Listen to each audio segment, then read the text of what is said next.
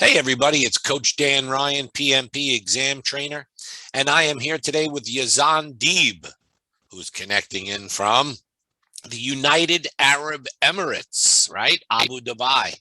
And I've got a wonderful following growing in that part of the world. But let me welcome Yazan. How are you, Yazan? Thank you very much. I'm very good. Thank you. All right, wonderful. Well, thanks for joining me. And I understand that you have some good news to explain to us what happened. Yeah, so last Saturday, I passed my PMP exam. So congratulations. Thank you very much. Thank you. And did you do it in person or did you do it remotely? No, I did it in person. Okay. And how was the testing? So I check with the test center first. So they inform me that the break after the first 60 question and the second 60 question is there. So I don't want to take the risk and take it from home or from the office due to, the link, if there is any connection issue or network issues or something. Yeah, exactly. So, so I did it in the center. Okay, good for you. And in terms of the exam itself, normally it takes about 4 hours. How long did it take you? 3 hours. You finished an hour early. Yes. Wow, that's so early. Do you read very fast, or you just did so much practicing, or why did you finish early? I'm not sure if I did a lot of practicing. In total, I did around 350 questions from your simulator. So 350, I think it's quite decent. It's not too much, but I read very quickly, and I follow your advice on how to, to structure your reading, read, the last part of the question first. So this actually technique helped me a lot. All right, so you didn't have to do a ton of practice questions. You used some of the techniques and strategies like reading the last part first or process of elimination. Exactly. And that was enough for you. Now, those 350 questions in the simulator, did you find my questions to have a similar sound to the ones you saw on the real day?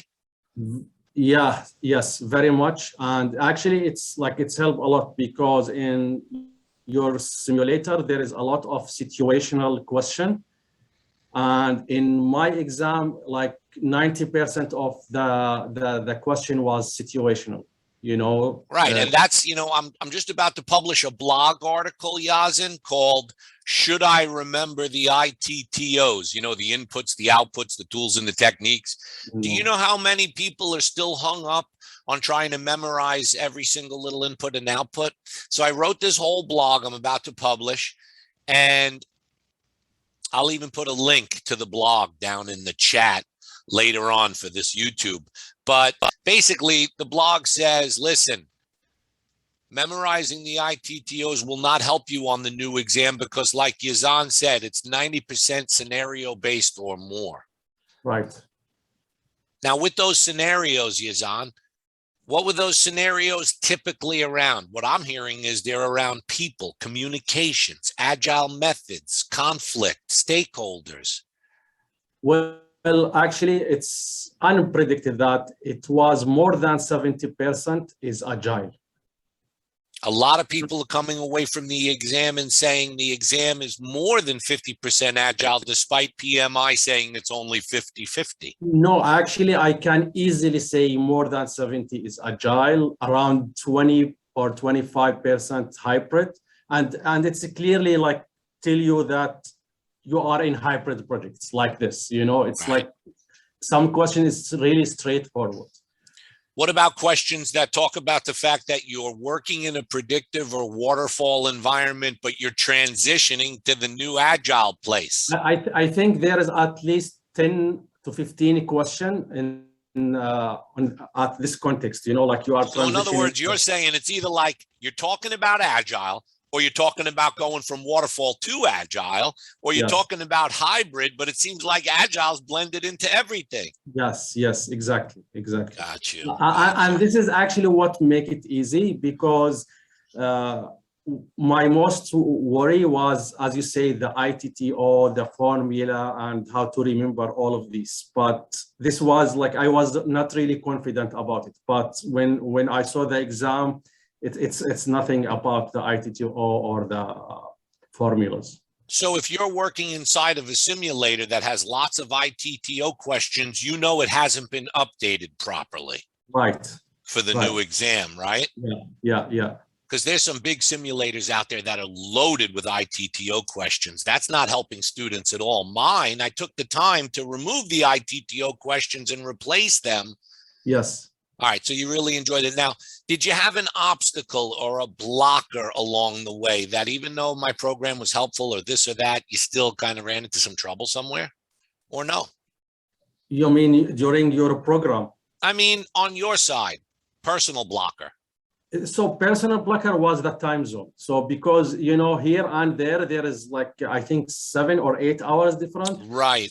So most of your live session was actually in the middle of your night. It's 4 a.m. in the morning in my, yeah. But what about my weekend boot camp? Well, you know, it's also difficult for me, especially that's 9 a.m., but that's 9 a.m. Eastern.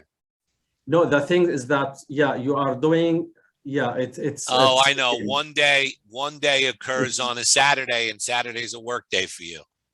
No, Saturday is a weekend for us, but you know, it's Sunday. Is Sunday a work day?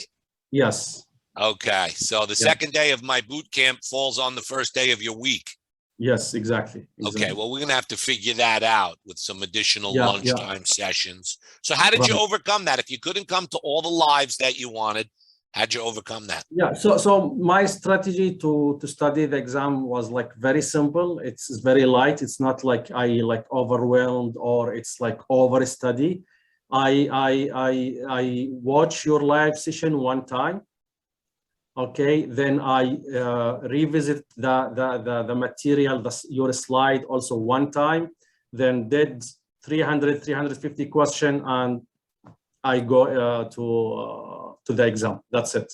No fuss, no muss. Nothing, you know. Just go and do it. Wow. So you went into my system, you downloaded a couple of the slides from each of the classes.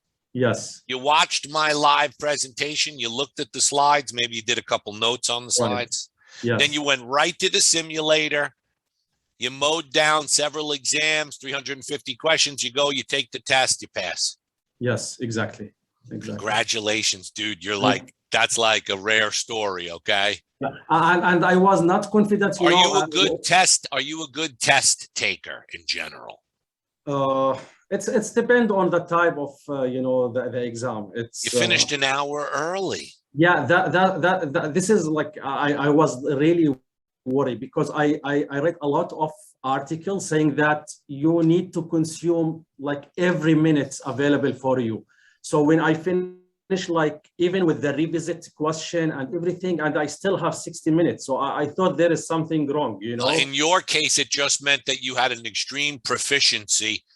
And it was a good thing. So can't always believe everything you read, right? For you, it was okay. You went faster. You did great. Another student going faster might mean that they're going to make many mistakes. So for people like that, I tell them, if you're finishing too early, try reading the question 2 times in a row before you start looking at the answers. What do you think? Yeah. The good thing is actually the answer, the option, like you can easily eliminate 2 options immediately.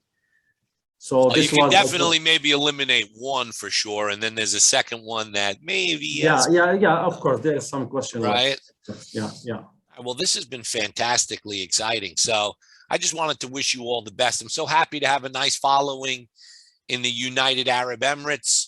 I've got so many customers in Abu Dhabi. What's going on in Abu Dhabi? Why are there so many project managers there signing up for my program? You know, it's Middle East. There is a lot of projects going on, construction project, IT project. It's really like developing. Energy. Yeah, it's energy.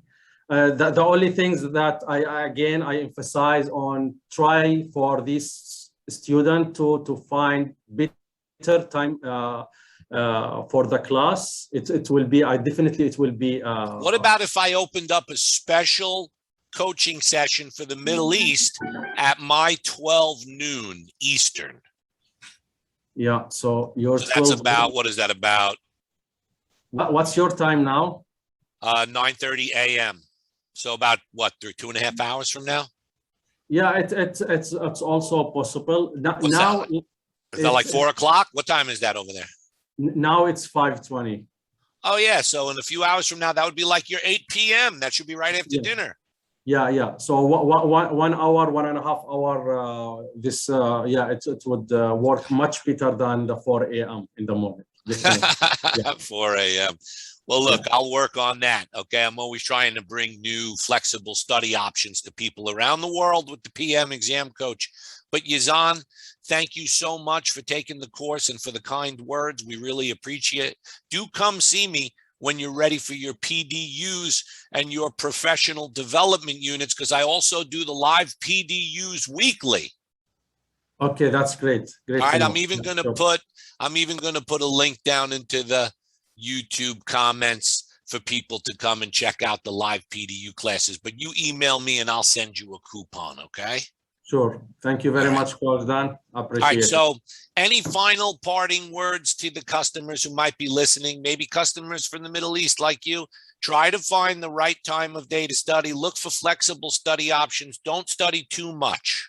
Exactly. This is very, very key actually to pass the PMP.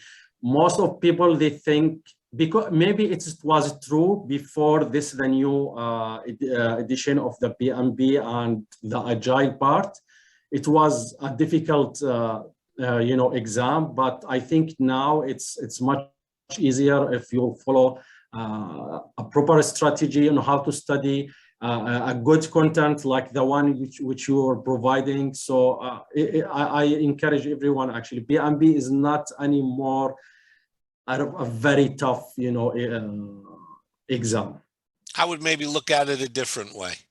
I would say maybe the PMP is no longer a rote memorization exam. It is now an intuitive exam based on many methods such as agile or adaptive, which require you, the project manager, to think on your feet in a scenario. Yes. Instead of just remembering charter or register or input or output, right? Right. Yeah. Right. All right, Yazan, again, thank you so much. I appreciate you, and you have a great day. Thank you. You too. Bye. See you. Cheers.